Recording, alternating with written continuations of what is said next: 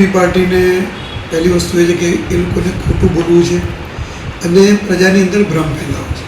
એમાં ચાહે યશુદાનભાઈ હોય, ગોપાલ ઇટાલિયા હોય કે કેજરીવાલ હોય કે કોઈ પણ નેતા હોય, એમની આ એક માનસિકતા રહી છે કે ખોટું બોલવું અને ભ્રમ ફેલાવો.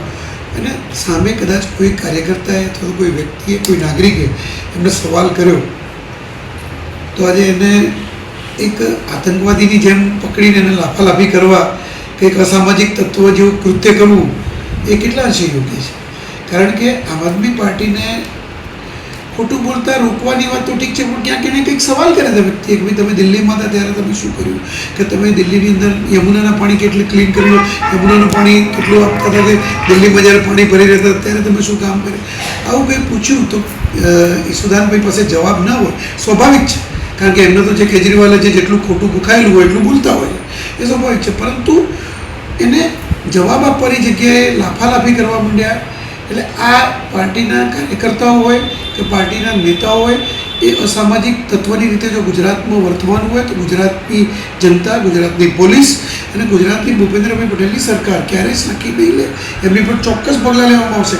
કારણ કે આવી વ્યક્તિઓ જો નેતા બની અને આવા કાર્યો કરતી હોય તો સામાન્ય પ્રજાને જ્યારે એમને હાથમાં સત્તા તો કોઈ આપી નથી, પણ જ્યારે આપેલી હતી એ સત્તા પણ જતી રહી છે તો સામાન્ય પ્રજાને કેવું કરતા હશે ત્યારે એ સત્તા જતી રહી હશે હાથમાંથી. બીજી વાત એ છે કે જ્યારે એ લોકો કહી રહ્યા છે કે અમે જીતી ગયા, પેટા ચૂંટણી 2 થઈ, કડીને વિસાવદરની પેટા ચૂંટણીમાં પરિણામ એમના પક્ષે આવ્યું, પરંતુ સીટ એમની જ હતી પહેલેથી. આમ આદમી પાર્ટીની સીટ હતી, એમને જાળવી રાખી છે. છતાં પણ ભારતીય જનતા પાર્ટીના ઉમેદવારે 60,000 ઉપરાંત મત લાવ્યા છે.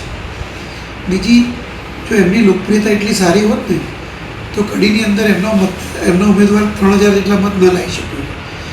એટલે ખોટી રીતે પ્રજામાં ભ્રમ ફેલાવવાની કે અમે સરકાર લાવી દઈશું, તમારી સીટ જાળવી રાખી તો એ વખત ભૂતકાળમાં સરકાર તમે નહોતા લાવી શક્યા, ત્યારે એ સીટ તમારી વિસાવદરની તમારી પાસે હતી અને એ વખતે વિધાનસભાની ચૂંટણીઓ થઈ હતી ત્યારે યશુદાનભાઈનું શું હાલત થઈ હતી ખબર છે બધાને. એ વખત તમે સરકાર નથી લાવી શક્યા તો આ એક પેટા ચૂંટણીની એ સીટ પાછી જાળવી રાખીને સરકાર લાવી શકશો. એટલે પ્રજામાં ખોટો ભ્રમ ફેલાવવાનો બંધ કરો અને અસામાજિક તત્વોની રીતે વર્તવાનું પણ બંધ કરો, એવી મારી એમને નસીહત છે.